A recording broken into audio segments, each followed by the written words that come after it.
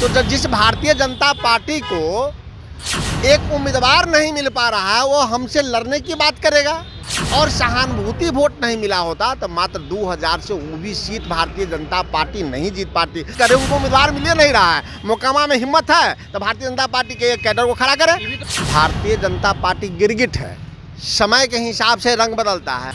यह भारतीय जनता पार्टी की जब जरूरत पड़ता है तो पैर पकड़ता है, जब जरूरत खत्म हो जाता है तो सिर काटता है। नमस्कार, मेरा नाम उत्कर्ष है। आप लाइव सीरीज देख रहे हैं। बीते दिन 2 सीटों पर जो उपचुनाव हुए उसके नतीजे आ गए। एक महागठबंधन के फैसले में हुआ तो दूसरा बीजेपी के पास आ गया। हमारे साथ बात करने के लिए कांग्रेस के प्रवक्ता हैं और उनसे बात करेंगे, तमाम चीज़ जानेंगे। राजेश राठौर जी हैं। सर, कल जिस तरीके से नतीजे आए, बीजेपी कह रही है कि एक सीट तो हम जीत गए, दूसरा सीट भी 7 पार्टी दम लगा ली, लेकिन फिर भी कुछ खास नहीं हो पाया।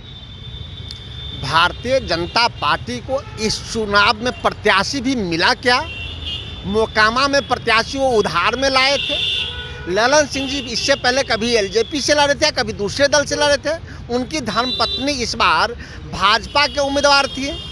तो जब जिस भारतीय जनता पार्टी को एक उम्मीदवार नहीं मिल पा रहा है वो हमसे लड़ने की बात करेगा।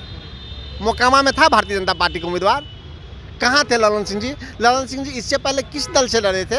वो दूसरे दल से लड़े थे। तो भारतीय जनता पार्टी को उम्मीदवार भी उधार में लेना पड़ रहा है। और ललन सिंह जी के खुद इससे पहले लड़े थे तब भी कम वोटों से हारे थे। उनकी धर्मपत्नी लड़ी तो उससे ज़्यादा वोटों से हारी। जहाँ तक गोपालगंज का सवाल है तो गोपालगंज में जहाँ महागठबंधन को 2020 में 36,000 वोट मिला था, वहीं इस बार 66,000 से भी पार है। तो महागठबंधन के वोटों में भारी इजाफा हुआ है।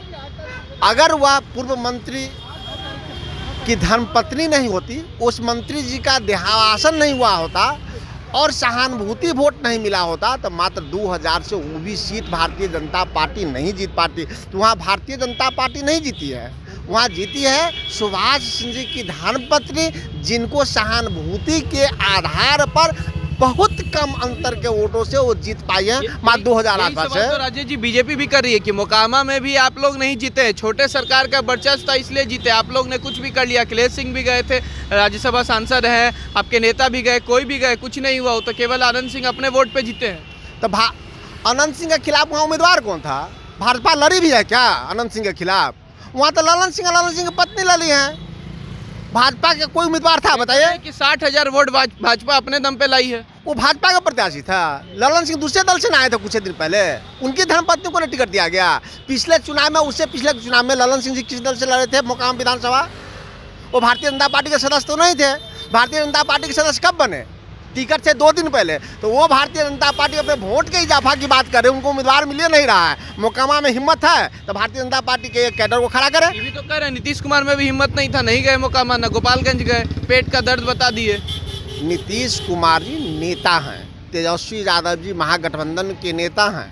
उनके कार्यकर्ताओं ने इस प्रकार से चुनाव लड़ा जिसका परिणाम मोकामा का जीत है। और जहां भारतीय जनता पार्टी के उम्मीदवार पिछली बार लगभग 40,000 मतों से जीते थे, इस बार क्या हुआ कि 2000 में, तब जब सहानुभूति वोट प्राप्त हुआ। अब वहीं महागठबंधन के उम्मीदवार को 2020 में मात्र 36,000 वोट आया था और इस बार 70 के पास चला गया।